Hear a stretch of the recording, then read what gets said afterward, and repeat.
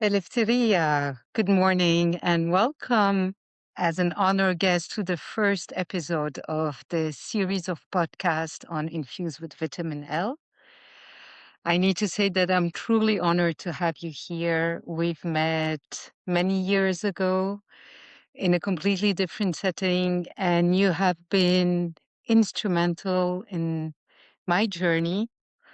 And there's a big part of you in Infused with Vitamin L. So it just felt for me very natural to kick off this series with you, with with a heart-to-heart conversation like we've always had. So if you'd like just to start by giving a quick introduction about yourself and the connection and why are you here?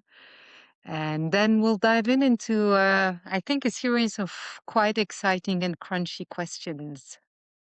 Welcome. Thank, thank you, Zaina. It's like an absolute honor to be the first guest on this with the start of this amazing podcast with Infused by Vitamin L. So I'm really honored to be the first guest. And just a little introduction for me. I know that we're going to go a little bit deeper into it, but just to start, my name is Eleftheria, and that's from Hellenic descent. And that name means freedom or liberty. And in essence, this is what I stand for, is the liberation of the sacred feminine within us all. And so I'll start there and let the mystery unfold. Unfold. Okay, so I'll start, beneath the biography. Obviously, I know about you and I've read preparing for this podcast because I really wanted to dive into some things really specific. So your professional path, Eleftheria, from being a psychologist to holistic therapy, women's circle, Jungian archetypes, that all unfolded into what we know today to be Terra Ziva. Uh, what was the moment or the accumulation of moments that made you realize that the conventional path could not hold where you were actually here to do or to transmit? Because obviously I like to say you're larger than life. There's so much to you.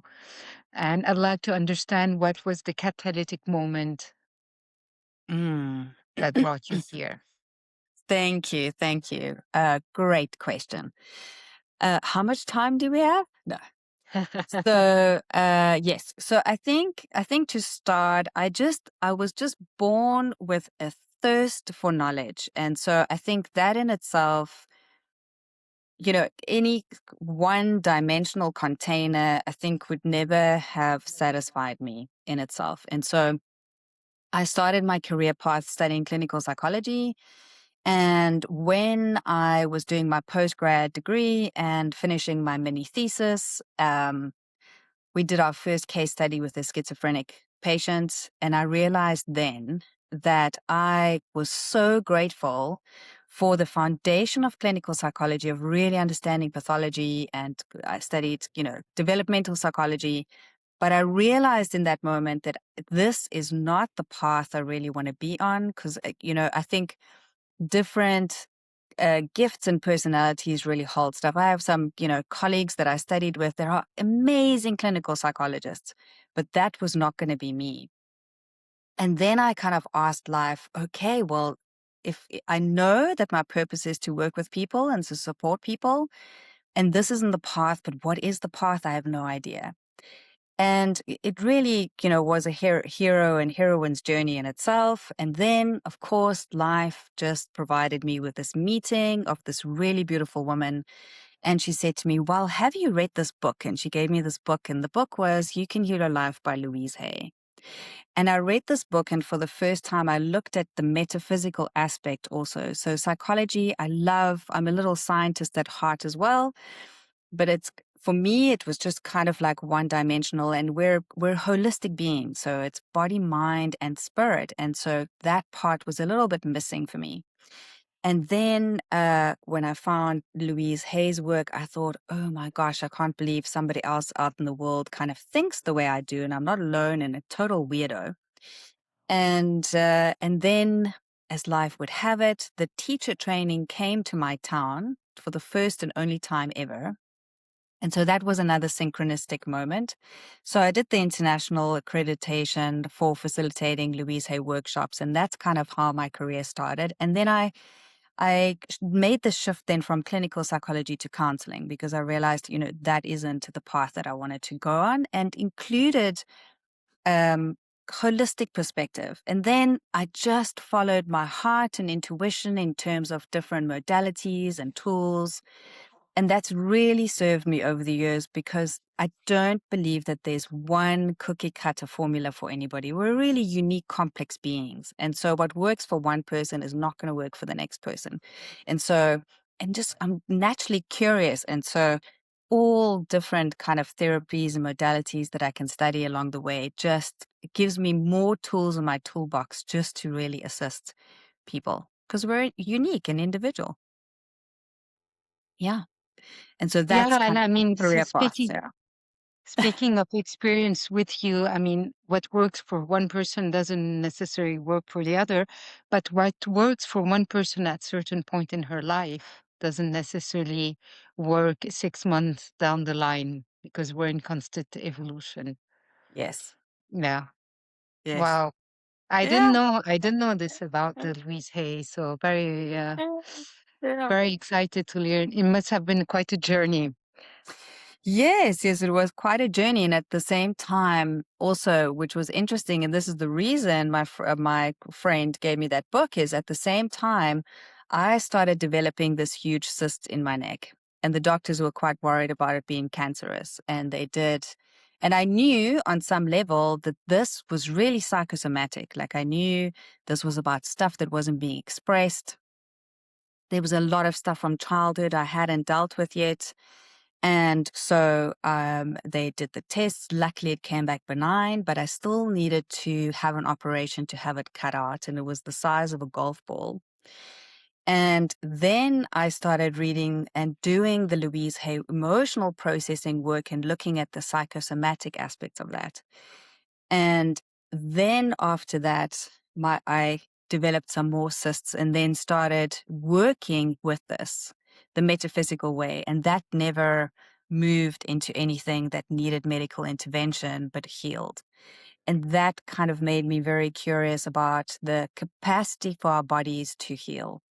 And also that is also, I think often we also, especially in my kind of world and field, is that there's so much we still don't know.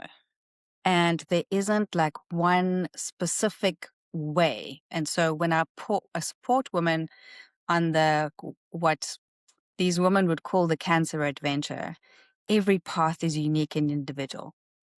And so again, it's supporting people, meeting them where they're at and really offering all the different tools. Because again, what works for one person doesn't work for the next person. Yeah. Wow. And considering, all of your journey, before we really dive into the list of questions, I'd really love to hear from you why infused with vitamin L. How does this resonate? Yes. So it really resonates with me from the perspective of like aligned values.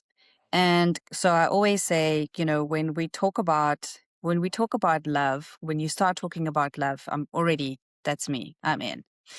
Um, I feel very often quite frustrated at the world because I know that there's a different way. And I think since I've been really young, I've rebelled a little bit against systems that are quite closed and isn't open for innovation or evolvement. And if there isn't love in it, I don't resonate. I just, since very young, just know that there is a different way. We can be in relation to everything, relation to nature, relation to one another, relation to business, relation to all things. And so when you shared with me infused with vitamin L, I thought, yes, this is exactly what we need. It's something that really helps us to connect. And I really believe at the end of the day, we really vote with where we place our attention. We vote with where we place our money. We vote with who we do business with. This is really how we can co-create a world, which I believe truly, if we stop for a moment and pause and ask our hearts and our souls and our spirits what we really want in the world. And this has been my experience over like 2 decades. I really believe everybody wants the same thing. And that comes down to we want to be loved and we want to love, because that is the thing that actually makes the world go round. We often think that, hate has got nothing to do with love, but hate actually is the lack of love. It's a deep need for love. And you know what? I just no later than this morning, I came across, I didn't know about him. Maybe you know, Marcus Buckingham, who just released a book called Design Love In. And it's published by Harvard Business Review. And it's really a scientist looking into the systems. And he says exactly the same thing. After 30 years of studies, the only constant that always came back is love. When you don't have love for what you do, when you're not seen or heard, there's a quit. We quit. So love as the language, the universal language under the language, right? So as we said, vitamin L has centers on love, not as a sentiment, but really as a commitment to the humanity and the person in front of you. You have spent decades, women's circle, one-to-one, nature-based leadership. I mean, you work in so many different settings, even in the corporate world. And I'm often asked the question, what does actually love look like in a practice? Not declaring the value, but really as a daily discipline. And where do people most get it wrong? And why do we sometimes shy away or depreciate this word as in being Mm, romantic, mm, mm. or at least that it doesn't belong in the corporate world? Yes, yes. So, this is normally the question that I start with, and this is also really fascinating for me, is I normally ask people from different cultures how many words in their language they have for love. English, only has maybe 1 or 2. And so that's always my question because it's fascinating to me. But if we go back to ancient Greek, there is 8 different words for love. And these words really, because love is distinguishable, as you say, it's not the sentiment. And if we put people in a room, we ask them to define love, it would be very subjective, like a subjective definition of what that is. And all of our pains and our hurt around romantic love would be projected onto that definition. Yes. But if we look at the 8 words, the first is agape, which is universal love. Universal love. Then we have storge, which is love for your children, which is unique. You can't compare that love with anything else. Then there's philia, which is friendship. Again, this is a different type of love, which again, we can't compare with anything else. And that's based on trust and reciprocation. And then there is meraki, which is kind of like the concept where you love what you do so much that time and space just disappears. And so that's really enjoyment. Then we have eros, which now we're talking about romantic, kind of like sensual and sexual love. That's also completely unique and personal. And then we have, and of course now my ADHD mind is like getting a bit distracted, but and the word is lost to me. But it is philanthropia, I think. I might correct myself, but that is self-love. And it's the type of love which is appreciation for self, respect for self. We can't give what we don't have. Yeah. And then the last one is the shadow aspect. And so it's the shadow aspect, which is mania, and that is obsessive love. And this is also what I like about this inclusion of all different aspects of love, is that we also look at the shadow aspect, because love in itself without any boundaries also isn't healthy. Mm-hmm. Yeah. And so I think, even in terms of intelligence, we've also moved and evolved. So I often say and compare these two things that, in IQ, kind of the byproduct of that is competition. Mm-hmm. EQ, emotional intelligence, the byproduct of that is collaboration. And now EQ has evolved into LQ, which is quite new, only about 10 years old, but that is the love quotient. And for me, what emerges from LQ is really co-creation, collective intelligence. And I think this is the next step for us in our future. Yeah, indeed. Indeed. And before diving really into a conversation about the future or the present, which will involve the youth, I just wanted to ask you something that really called my attention on the website is when you speak about the invisible emotional tax. Um, and if I'm not mistaken, you were referring to HR professional who actually hold space, absorb the culture's pain. We speak a lot about discrepancy between values on the walls and reality in the hall, and how when we hold space but don't receive any replenishment, it depletes you. So, can you say more about that emotional tax, that invisible emotional tax that you mentioned, and what can we do? Mm, absolutely.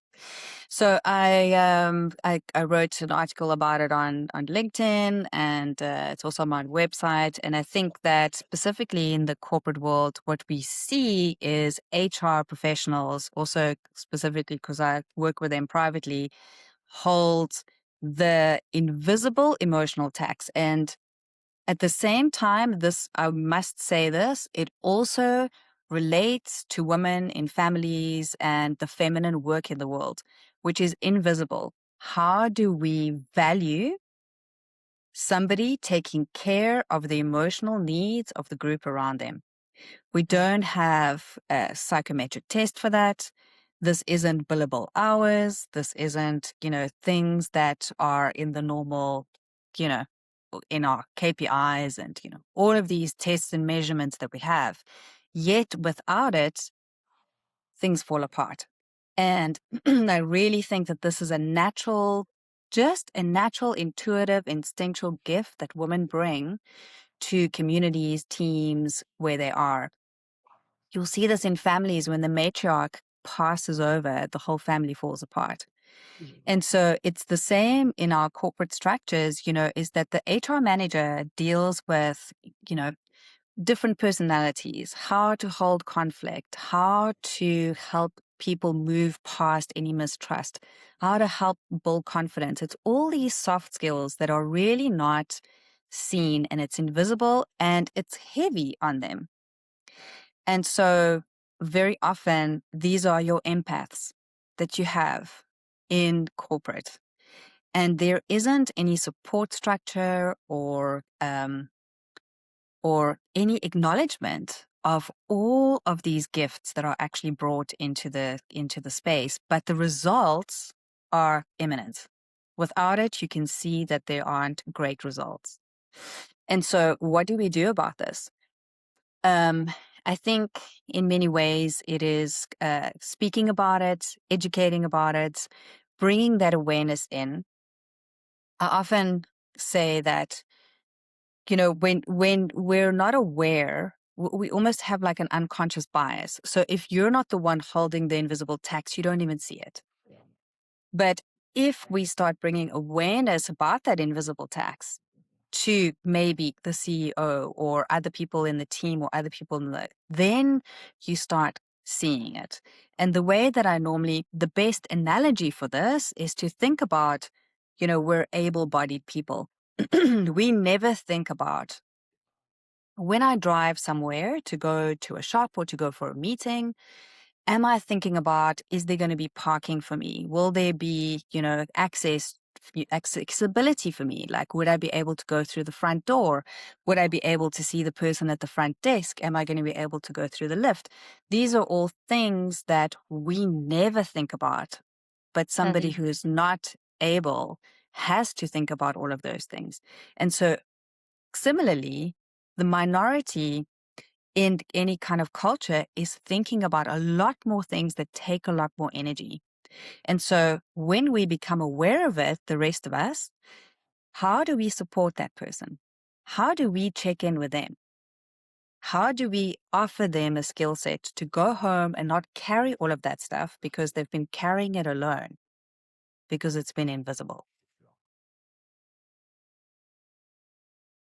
This is in many ways what I also offer through the facilitation program, is to give HR managers that skill set. And the feedback that I'm getting from them is they're going home without such heaviness anymore. They now know how to set boundaries. They know how to empower people around them so that they're not carrying this invisibility anymore, this invisible tax. Yeah, so that really brings in, the how do we bring in the feminine wisdom into these, very masculine structure? And again, we often speak about it feminine, not as in woman, but a man also has a feminine wisdom within him. And some women have embodied a lot of masculinity as well. So when you facilitate or when you lead this corporate retreat, how do you create the environment for something real to happen and to emerge? And what does it require of you personally? Because as you said, you're leading your HR, clients to facilitate this way, but hearing it from you. Yes, I think, when you're wanting to co-create like an embodied experience, because I think this is part of the shift that we're experiencing, is moving out of the hyper cerebral thinking about everything, but more into a lived embodied experience. Maya Angelou so beautifully said, people will forget what you say, they'll forget what you do, but they will never forget the way that you make them feel. And so the way in which I normally go in to facilitate a group in corporate or wherever I facilitate, firstly, it starts with an intention. And my intention always is to inspire, empower, and leave people with more of themselves before they enter the room. And so it starts with that intention. And then it starts with the first value of infused with vitamin L. How do I meet you human to human, heart to heart? Because at the end of the day, it's about relationships. It's about humanity. And so how do you create psychological safety where people can just let all the masks and identities drop and we can just be beautiful humans with one another? And when you can hold and facilitate that psychological safety, it is amazing what unfolds. It is amazing the depth of connection people can come to. It is amazing what beautiful creative innovation can come from that, because there is no innovation without vulnerability. They're not two separate things. We need vulnerability in order for innovation to emerge.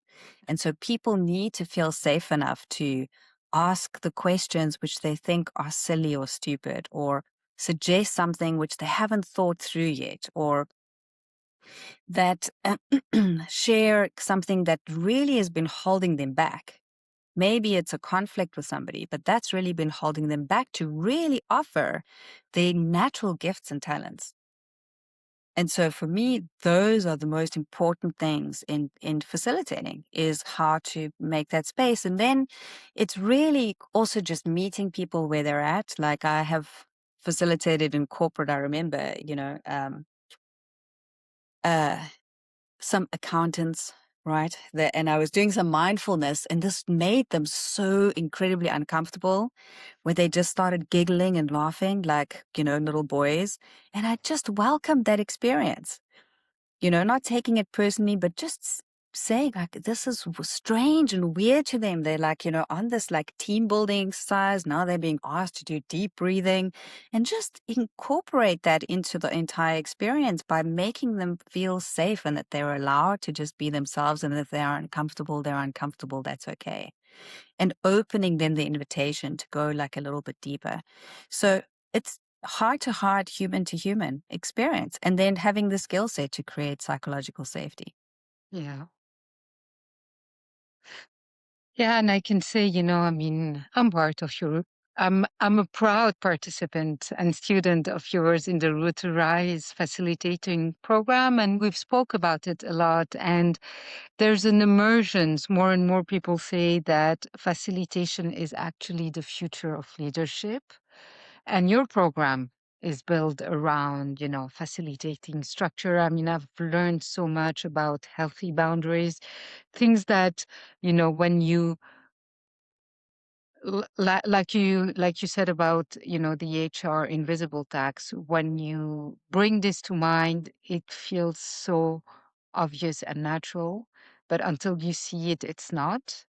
So I wanted to ask you, for people who have never really experienced a circle, how do you distinguish this from a meeting, a workshop, and what actually happens there? Why does it make it a possibility that cannot be controlled by hierarchy or a top-down approach? I say you do.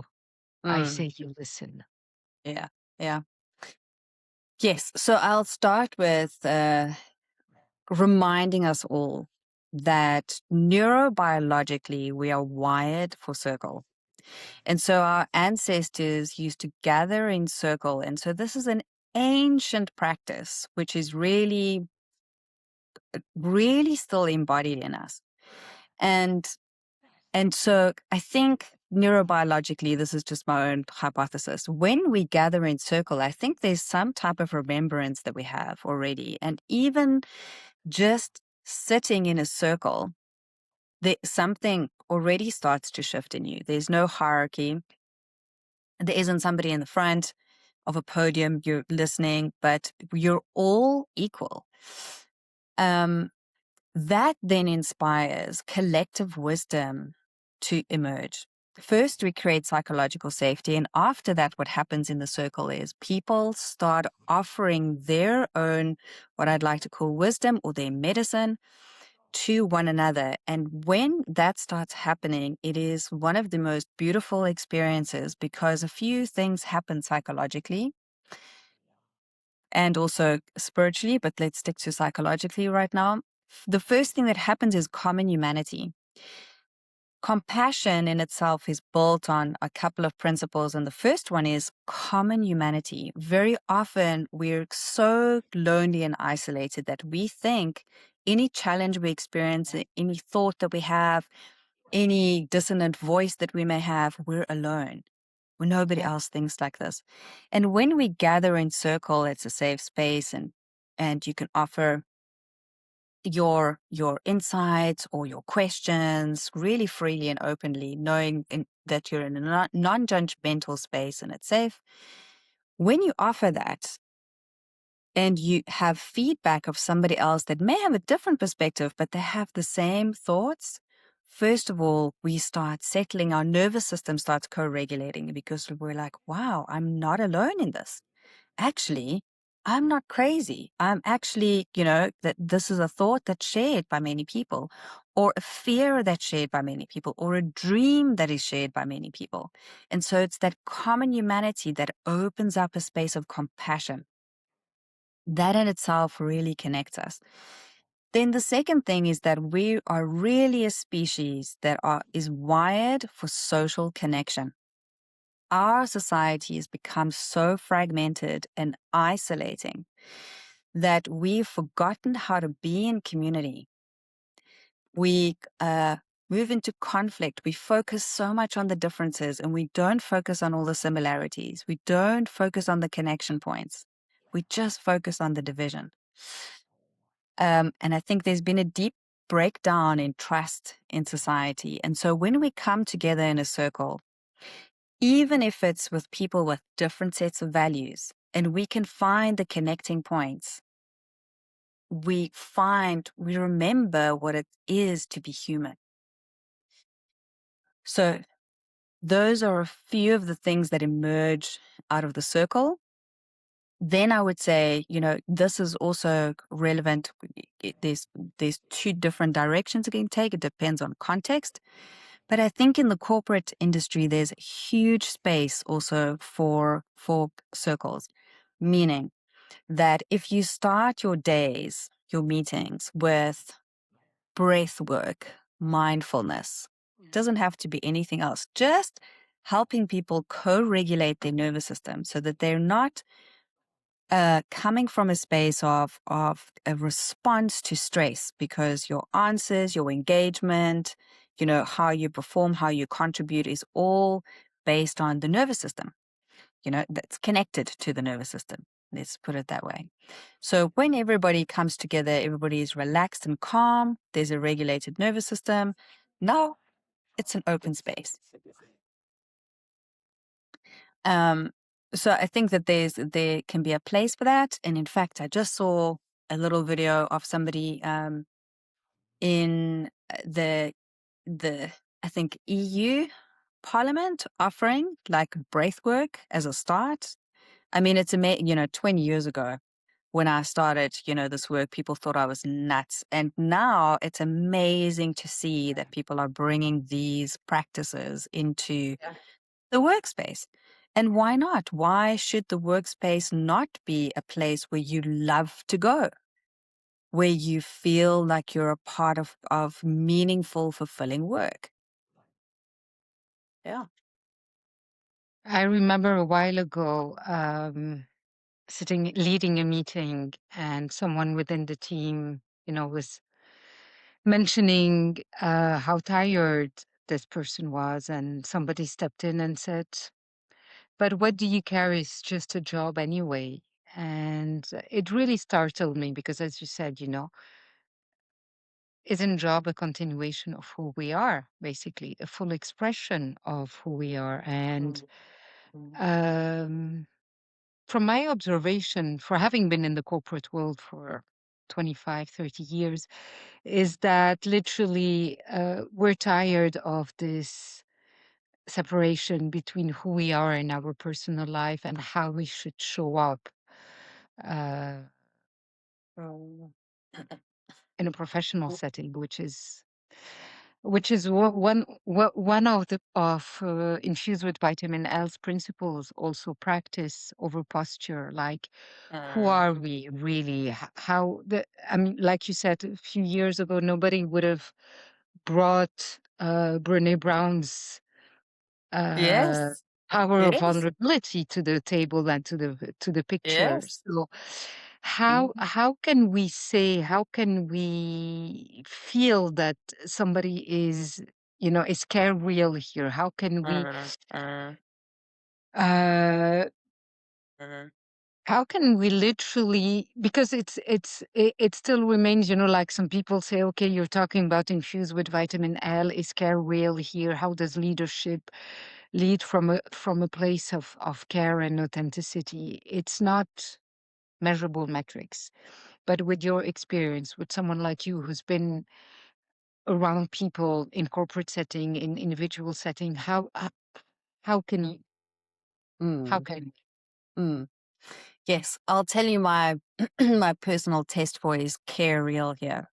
One, I want to know if it's a corporate environment, for example, I want to know whether and I ask the staff before I speak to the CEO, I want to know how they feel on a Sunday evening. Mm, And that will tell me everything about your yeah. company, your leadership, your company culture, everything. If you are anxious on a Sunday evening, and you can't sleep, and you're struggling to even get motivated to go to work on a Monday, that tells me everything about what's happening. If I go to a restaurant, I want to see how the waiters are treated. I want to see if they're happy. I want to see, how they live, if they can afford the meals Yeah. that they're serving, right? Um, if it's so, that's usually my measure. I want to see, you know, here's another example, another test that I have. If I visit some places in Europe that have lots of cats, like street cats, I will look at how the cats are treated and what state they're in outside the restaurant or around the restaurant before I actually eat there. If the cats are doing well, I'm happy to eat there. If they're not doing well, I'm going to give your restaurant a skip.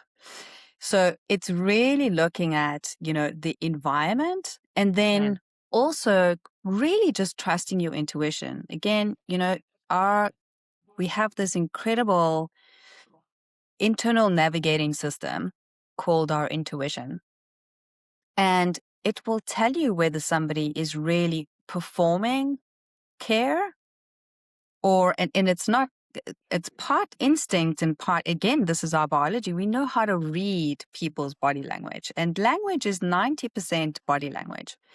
So you'll know whether you're feeling hurt or not. The problem is with us is that we doubt our own intuition and our own instinct, and we tell ourselves, oh, you're being judgmental. Maybe the person's just having an off day. Maybe, we start justifying a lot of kind of behavior because intuition doesn't make sense, because on paper, everything looks great. Yeah.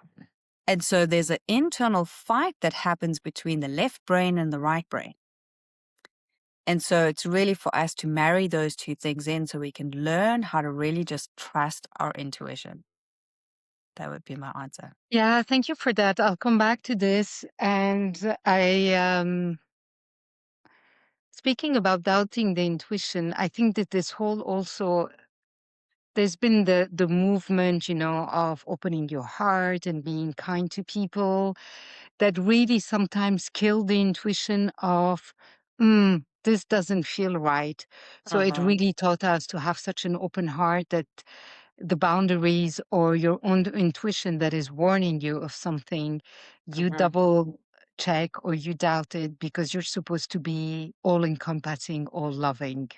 Uh-huh. Uh, I mean, Uh-huh. at least this is how I took to the extreme the Yes. journey. But speaking about Yes. intuition, you call yourself also as a third generation intuitive in a professional context. I think this is a very courageous word. And I love the courage that you have in there, because also speaking about infused with vitamin L in a corporate world also is a bit, I hope not disruptive, but at least it calls in it'll make you ask a question. Mhm. So what would you say to leaders who are in very rigid structure, but who feels being called by the intuition, but who don't really have permission to name it, Yes. because intuition is not a metric, Mm. Mm-hmm. but it's much stronger than any of the metrics. Mm. So Mm. what's your offer? Mm. What would you offer these leaders who are struggling with this voice? Yes. I'm going to circle back to that question. First, I want to preface what a journey it was for me to openly say it and place it on my website, that I'm third generation intuitive. I had two third generation. My grandmother and my mother were very, I guess, also for their time, very non-conventional women. And I learned really early on that they both really did business both entrepreneurs did business in a very different, unconventional way, really trusted their intuition and had some great results with that. And so in many ways it was, kind of, it was modeled for me, but still in a corporate setting or in the world at large, how do you actually say this, out Yeah. loud? And so it was a journey for me to come out of the spiritual closet. Mhm. And in fact, I did a program with a good friend of mine that's an organizational psychologist, and she invited me to one of her programs. And that was the intention, to sit in, with all of these corporate leaders and to say, well, I'm third generation intuitive. This is part of the principles that I bring. And this was years ago when nobody was talking about this. Again, luckily now you're hearing more and more about intuitive leadership, and that it's something that's actually valued and supported for leaders. And this is what I have experienced. Leaders that make intuitive choices, the challenge is explaining it to their teams, Yeah. right? Because there's no measurement, nobody can make sense of it. And so the advice I would offer is, one, speak openly about it, and two, ask people to look at the results, because that's the measurement, is the Yeah. results. And so the more you can start focusing people on the results and kind of explain, not without the measurements, but just explain that this is your process, and invite them to trust you and be willing to be wrong. So again, it's that vulnerable heart-to-heart connection, including people. But I have met a few CEOs actually that use intuition as their guide in pivoting businesses, in changing things, and always with really great results. And so the invitation is, let's talk about it. Yeah. You know, let's talk about it more, because when we do, we give other people permission to also use their intuition in decision making. And intuition, I also just want to say, intuition is a combination between lived experience and that spidey sense, which doesn't make any sense. So No. it's a bit of science and woo woo together. That's really what it is. So it's not And this, yeah. completely off the charts. No, and I mean, I remember reading about Richard Branson, maybe 15, 20 years ago, and the way he built the Virgin Empire. He talks about his guts, but the Yeah, intuition, yeah, how yeah. fundamental it was in taking bold and decisions where people were like, this doesn't make any Mm. sense from a numbers perspective, from a competitions perspective, but he just knew he had to do it and Yeah. went with it. Yeah. Mm, mm, Speaking about this, actually, there's one thing you and I also talk a lot about, because intuition is something we're born with it, right? The guts, and then slowly, slowly without it but something that youth still carry it a lot. And you know how much I care about youth and building this intergenerational bridge between,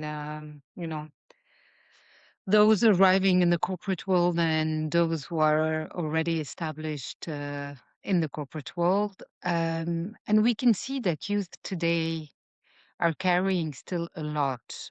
Um, but yet they are the ones who want to change things and come back to a more connected approach. They're very aware. I mean, no later than yesterday, I was speaking to one of them who was telling me it's crazy how we procrastinate. I can see that even when I come back home, instead of doing something for me, I just scroll and scroll, and my dopamine is up. So how do we build a setup for these youth that are very aware, but that are still, uh, yeah, uh, mm, mm. carrying a lot, I think. Yes, yes. I think I think that our youth need a lot of support. Um, but I would say that a different kind of support. And so I'll start with these two concepts. I think the world is experiencing, what we say like a polycrisis. We're looking at climate change, we're looking at geopolitical crisis, we're looking at crisis from lots of different levels. And this isn't something that we grew up as children. We never had to think about these things. We never saw the world news everywhere, so we're not psychologically even equipped to kind of deal with the weight of the world constantly. And I think that this is really something that the youth, is learning how to navigate, but we're seeing an all-time anxiety level in them. Because of this, we're seeing loneliness, we're seeing like an increase in suicide, we're seeing real mental health struggle. And so that's where we're at. I think the other thing is that what we've lost in our society and civilization is the elder. Many years ago, we started getting super obsessed with what I call the Aphrodite shadow aspect, with the new 60s, the new 30, the new, and so in many ways, we lost elders in our communities, in our circles. And an elder, a true elder, is like a mentor. A proper mentor has the wisdom, the lived wisdom, because they've seen cycles of time. Think about the oldest tree in a forest, they've seen cycles of many different things. And so the elder, the mentor, or the wise person, when there's change happening, they don't panic because they understand their cycles of life. But when you're a youth and you're seeing the start of change, like you haven't had that lived experience to know that it's going to pass, it's going to turn over, there will be transformation, so that mentor or that elder also has an open space for the youth where you know the wisdom of the cycles of time, but you're also really empowering new thought, new perspective, new understanding. And I'll put this in a practical example. So often when I'm working with kind of executive managers that are generally, I think it context also matters, cultural, context also matters, but generally when I'm working with executive managers that are Gen X, right? Us, Gen X, Generation X, and they have Zoomers working for them, the level of frustration that they have with Zoomers and the projection at the Zoomers are they're lazy, they're entitled, they don't want to work, they don't, right? And when we start unpacking that in sessions, we can start looking at every generation that has got strengths and weaknesses. And when we can start looking at the strengths of each, again, we can making those connection points where we're collectively learning from one another. So often, this is the big catalytic moment for Gen Xers, is that what we see as Zoomers as lazy is the Zoomer generation wants to understand why. Yeah. Tell me why I'm doing it and I'll do it. Where our generation was like, I'm supposed to do this yeah, great. You want me to work extra hours? Yes, I'll work the extra hours. You want me to, it's unpaid, no problem. I'm moving up the corporate ladder. Zoomers are like, nah, life is more important than work. And so if I'm going to work the extra hours, are you going to pay me the extra hours? Mm. And I don't understand why I need to do this because there's a different process to do it. So if we as Gen Xers, for example, can look at that and go, wow, I wish I had that courage when I was that young. I wish I had the courage to say to my boss, no, I'm not going to work the extra time to make the shareholders rich. Like that doesn't work for me. If I'm going to work extra, then you're going to pay me extra or whatever the concept may be. And the reason we struggle to accept that and we see it as lazy is we may reflect on our life and think about how many hours of time we've given away. And so this circles right back to me in terms of care as well. Care for me also includes accountability. So to really face that. What the Gen Xers can, that's what the Zoomers can help us with. What we can help the Zoomers with is because they grew up in a world of technology where everything is instant gratification. There was no delayed, thing. Think about when we went on our first date, there was like anxiousness, there was trepidation, there was suspense. You didn't know. Now you just swipe left or right. It's, the process of getting to the reward was much longer, and it took Mm. lots of emotional processing to get there. Now that's been circumvented, which means there's a little bit of a lack of that skill set. Another way to say this is, a Zoomer will go in, maybe they're, or younger generation, they're ambitious, they want to be at the top, and they expect to be there in 6 months. And so it's up to us to go, no, the steps are you climb the mountain, like there's a little bit of more hard work, keep going. No, don't quit the job yet. No, there's a few more steps. So we can really support one another with the strengths of the different strengths of different generations. I think multi-generational teams and organizations can really build some amazing great things. The other thing I want to say about a true elder and a mentor is they know when succession needs to happen. They don't hold onto the power forever. So slowly, there is a letting go and passing down of the wisdom for succession, which we're not seeing in our society. And so we need to make space for the youth and empower them. And collectively, they've got the answers. And we need them and they need us. So it's just a natural flow. And it's true, there's been a lot of divisiveness, which makes us feel disconnected, but somehow it's the same language in different wording or different approaches. They also want, like you said, recognition, they want success, they want contribution. They're not lazy, they want to work. But they've seen us. They've seen us Yes. exhaust. I mean, burnout, Exactly. like I was saying last time, burnout has almost become a baseline. Nobody's surprised anymore at the rate of burnout. So they still have the energy to question this and to say, Yes. no, give me Yeah. something more than just running like a chicken without a head, not knowing where and what for. Yes, So, yeah. absolutely. And that's the gift, is that clear boundaries from them to say, wow, we've seen this whole generation burn out. Like that obviously is not the path. Not working, yeah. That's not the path. And so, let's create a new one.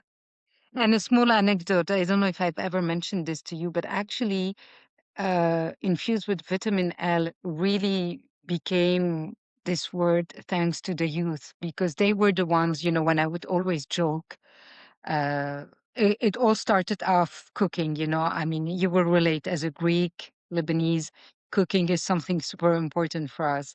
So when I would say that I would put vitamin L ingredient in my cooking when it was good enough, then the youth picked it up and would tell me, oh, I've met this leader, or I went to this restaurant, they're very vitamin L.